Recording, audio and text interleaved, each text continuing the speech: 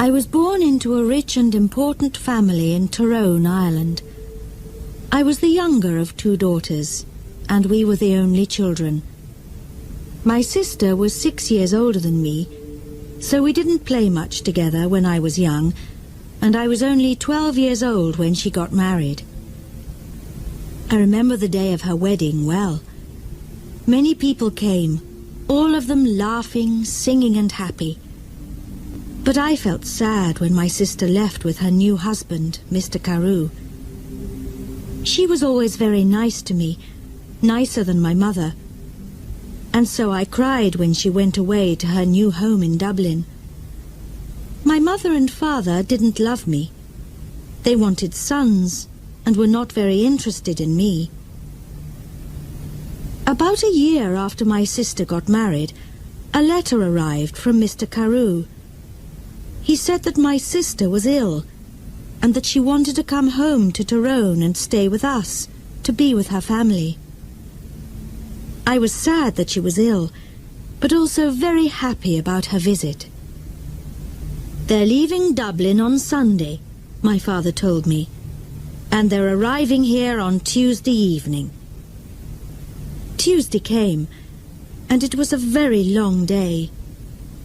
Hour after hour came and went, and I listened all the time for my sister and her husband. Now the sky was dark, and soon it was midnight, but I couldn't sleep. I listened and waited.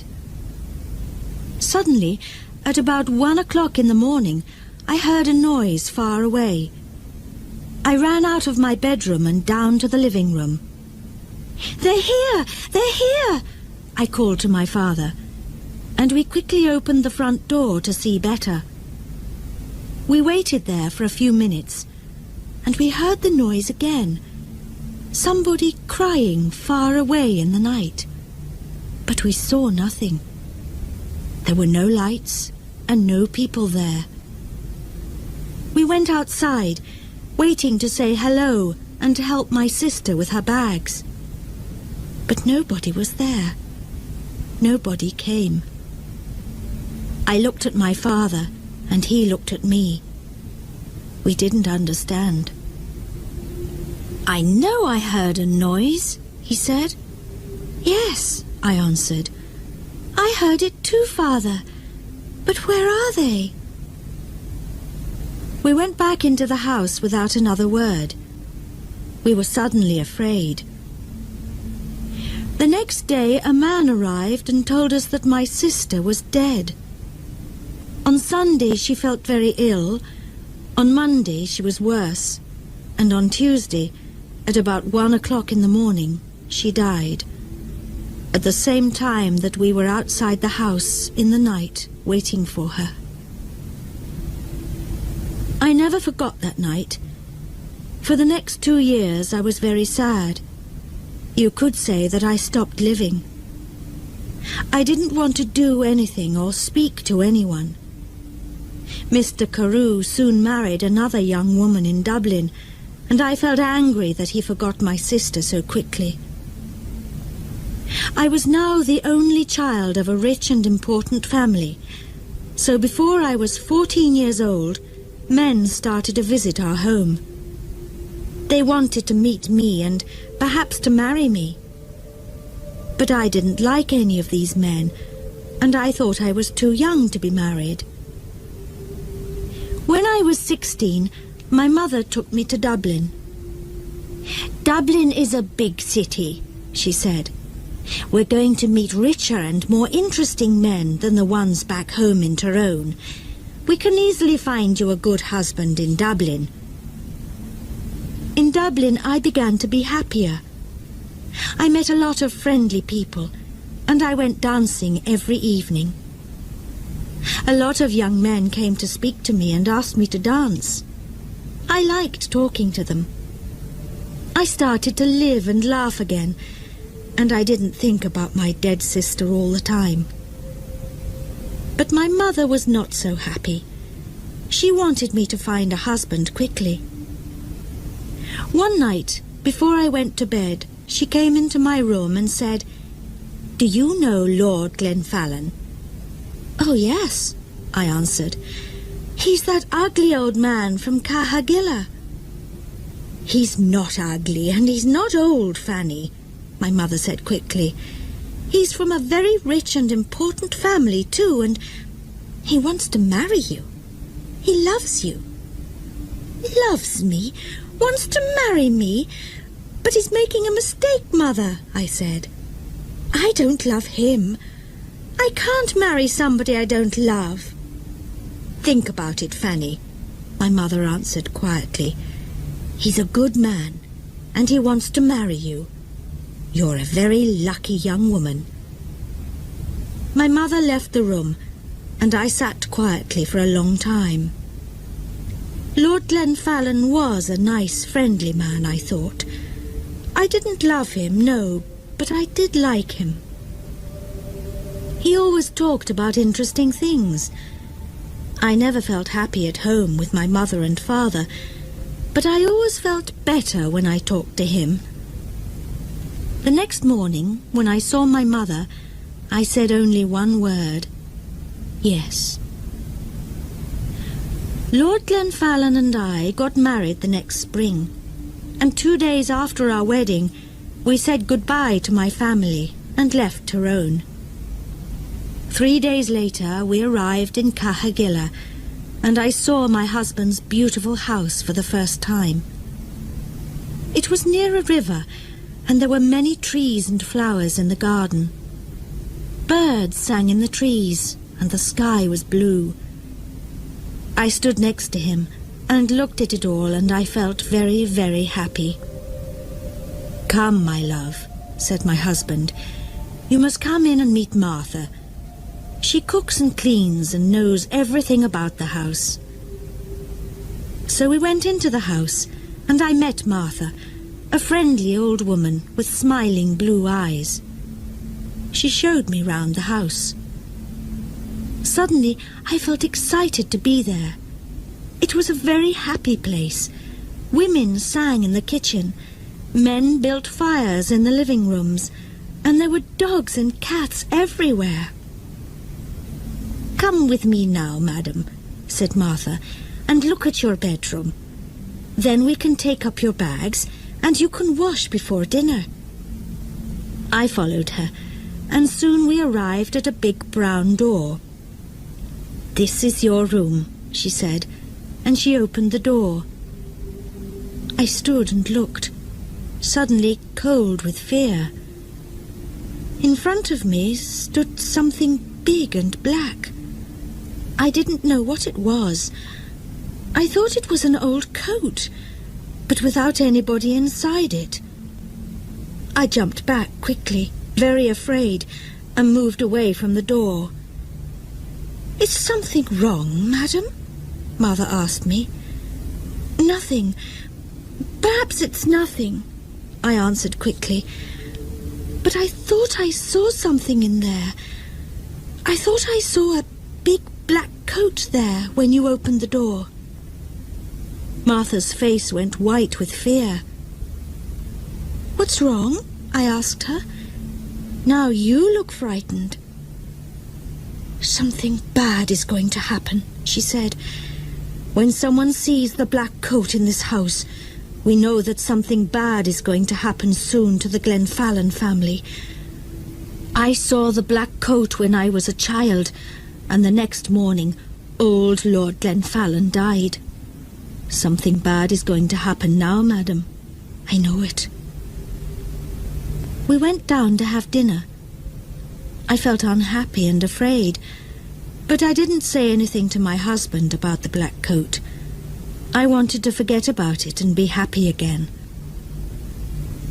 The next day, Lord Glenfallen and I went for a walk together to look round the house and gardens, because I wanted to know my new home better. "I like this house and all the people here," I said, "and I'm happy to be here with you. It's much better than Tyrone." My husband was very quiet for a long time. He walked with his head down, thinking. Then suddenly he turned to me, took my hand and said, "Fanny, listen to me. Listen carefully. There's something I must ask you. Please, only go into the rooms in the front of the house. Never go into the rooms at the back of the building, or into the little garden by the back door. Never. Do you understand me, Fanny? His face was white and unhappy. I understood his words, but I didn't understand why he was suddenly a different man. Here at Kahagilla, he never smiled or laughed any more. Perhaps the back of the house was dangerous, I thought, but he didn't want to talk about it anymore. We went back to the house without speaking, and again I tried to forget his words and to be as happy as I was before. It was about a month later that I met the other woman for the first time. One day I wanted to go for a walk in the gardens. It was a beautiful day, and I ran up to my room after lunch to get my hat and coat. But when I opened the door of my room, there was a woman sitting near the fire. She was about 40 years old, and she wore a black coat. Her face was white, and when I looked closely, I saw that her eyes were white too. She was blind. "Madam," I said, "this is my room. There is a mistake." "Your room?" she answered. "A mistake? No, I don't think so. I don't think there's a mistake. Where is Lord Glenfallen?" "Down in the living room," I said. "But who are you, and why are you here in my room?" "Tell Lord Glenfallen that I want him," was all she said. "I must tell you that I am Lady Glenfallen, and I want you to leave my room now," I said.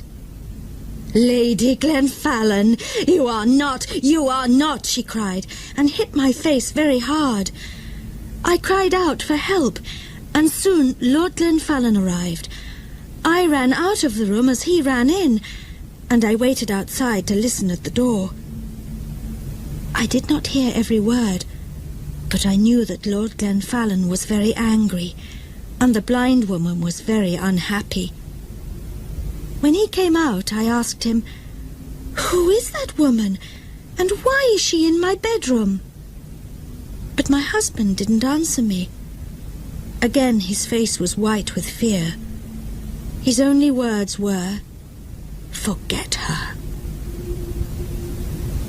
But I did not forget her, and every day it was more and more difficult to talk to my husband.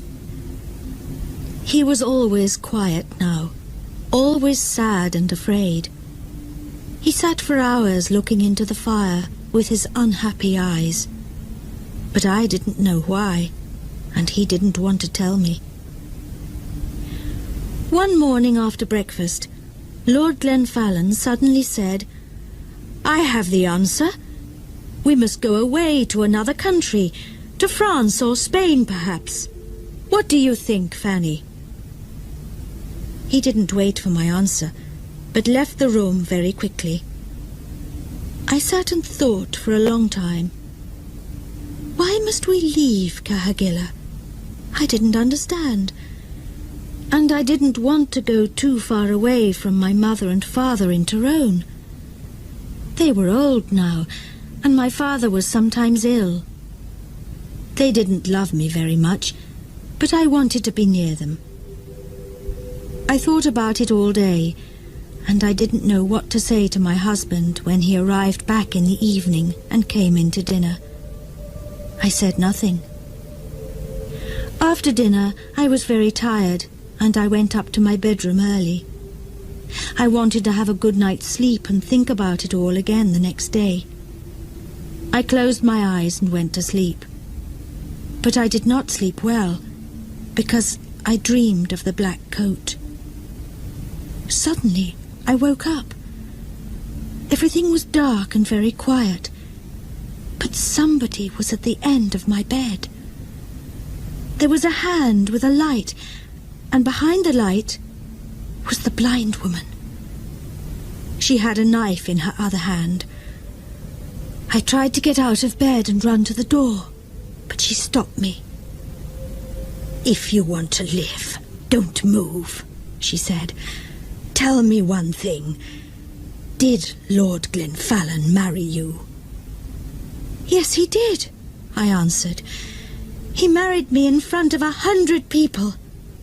"Well, that's sad," she said, "because I don't think he told you that he had a wife. Me. I am his wife, not you, young woman. You must leave this house tomorrow, because if you stay here, you see this knife? I'm going to kill you with it." Then she left the room without a sound. I didn't sleep again that night. When morning came, I told my husband everything. "Who is the blind woman?" I asked him. "She told me last night that she is your wife, that I am not your wife." "Did you go into the rooms at the back of the house?" asked my husband angrily. "I told you that you must never go there." "But I didn't," I answered. "I was in my bed all night. She came to me. Please tell me what is happening." My husband's face was white again now, and he didn't speak for a long time. Then he said, "No, she is not my wife. You are. Don't listen to her. She doesn't know what she is saying." And he left the room. I ran to find Martha. I didn't like this house anymore. My husband was a difficult man, and I didn't understand him. Who was the blind woman? I wanted to know everything. "Don't cry, madam," said Martha when I found her. "Sit down and listen to me. What I'm going to tell you is not very nice.